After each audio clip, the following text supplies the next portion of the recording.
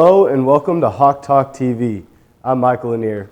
Breaking it down for you today, the Hawk Talk TV show is going to be a show this semester where we talk about the QU coaches, just to show a little bit about their current, present, and their futures here at QU. Today with me, I have head coach Brad Hoyt, the men's basketball coach.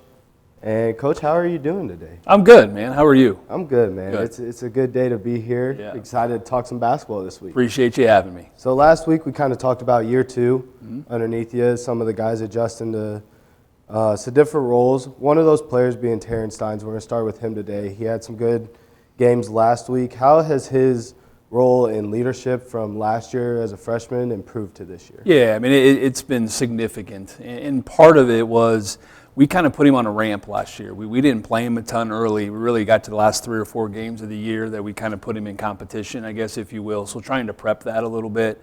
And then when you have as much turnover as we had in the roster, we needed all of our returning guys to have some sense of leadership attached to him. And T is kind of our energy guy. He's a little bit of our kind of thermometer on sort of what the mood is on the team and within the locker room, and it's equaled good results. And so T's a great dude. He's our right kind of guy. He's the right Quincy guy, and we're pleased to have him. Good. Yeah, last week down in Missouri S&T, Yep. very good team. Not usually ranked outside of the top 10, but this year top 25 still. Yep. Very good team. What were your thoughts on that game? Yeah, I mean, I thought we competed. You know, I mean, they're good. I mean, they're returning a couple all-league guys, and again, top 25 team in the country and on the road, and all those different variables that sort of work against you this time of year. But I thought all weekend, I thought our guys competed and they showed up, and we're limited in a variety of different ways. It's nobody's fault. It's just we're so relatively limited. So we made it a game. We competed. We had some really good possessions and had a couple possessions that went their way that didn't go our way, and that's life in this league, and it's life playing the top 25 team in the country. Yeah, very good squad. When I looked at the box score, had 4 guys in double figures. Yep. So usually whenever you look at that, you're like, that's pretty good from the starters. How do you get some of the more rotational guys going as you approach the end of the year? Yeah, I mean, again, I think we're doing 2 things, right? We're trying to teach guys how to play together. We're trying to teach guys how to play in the way that we think is important. And so when that happens, it becomes very, very equal opportunity. Well, equal opportunity is never equal. The ball doesn't always end up in the same places at the same times. And so we, from a coaching staff standpoint, have to continue to put these guys in the right spot. And to your point, we've had multiple guys that have had rotations where they've been really good, right? Now, we get all 7 guys and 8 guys that we're playing and some of these freshmen to have sort of those moments at the same time. And then obviously I think that's when we kind of find lightning in a bottle a little bit. So we're working at it. The guys are working at it. Our job is to put them in the right spaces. Their job is to be able to finish plays, and we're getting closer to that. So you have a lot of young talent this year, a lot of young new guys on the floor. Moving forward, as they get to be upperclassmen, pulling the younger guys with them, what does recruitment look like for you? I mean, in this era of college basketball, recruiting's hard. Roster construction is hard because there's no guarantees, right? There's no promises on, 10 years ago you had freshmen, you knew they'd be seniors in 3 years. And so there's variables attached to that. But what I do know is we have the right character of guys and guys that we want to work with for multiple years. And our job and the university's job and the community's job is to provide a situation and a culture and a feel that they want to continue to be a part of. So we're excited about our young group. We're excited about our new guys that were here for the first year this year, and we're excited about what 6 months from now can look like. But at the same time, we're also focused on the right here, right now. So roster construction has a variety of different challenges attached to it, but Quincy and Quincy University and our programs are the right place to recruit to. It's the right place to recruit from. And so we just got to get all those puzzle pieces of the returning guys and the new guys sort of put together this spring. Yes, sir.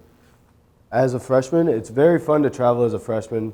Not a very common thing in football, but whenever you do get to travel as a freshman, it's awesome.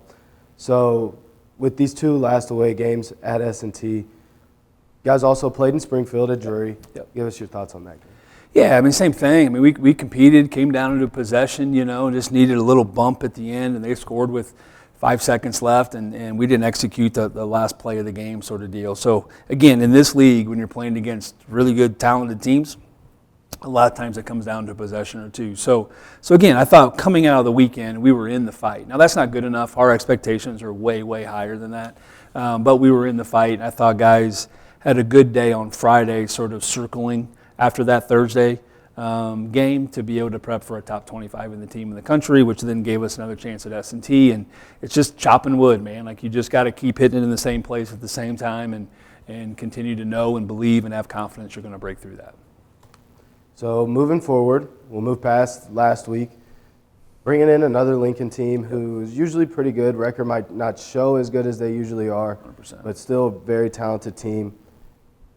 You beat them once already. Yep. How do you beat them again the second go-round? Yeah, they're unique. It's again, they won our conference tournament a year ago and had really 2 all-league guys come back. And so at our level, when you have 2 all-league kids returning, I mean, they're pretty talented. Now, they went through some of the same stuff that we did, some roster movement and some guys that are hurt and sat out. And so, which then again, I think led to where their record is right now. But they are ultra talented. They are big. They've got a first-team all-conference point guard that's really, really dynamic. So, again, we got to be us.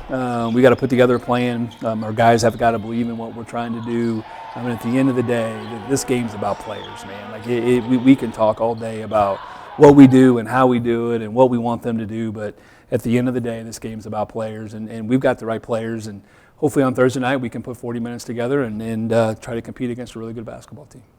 That all-conference point guard, Tyler Chapman, for Lincoln, had 21 and 6 in that first matchup. How do you contain him this second go-around at Pepsi? Yeah, and it was unique. That first game in early January, I think he had 10 of them in the last 2 minutes of the game. So, like, he goes in bunches, and he's just a water bug. He gets by, he can score at 3 different levels. So we've got to rotate different guys on him.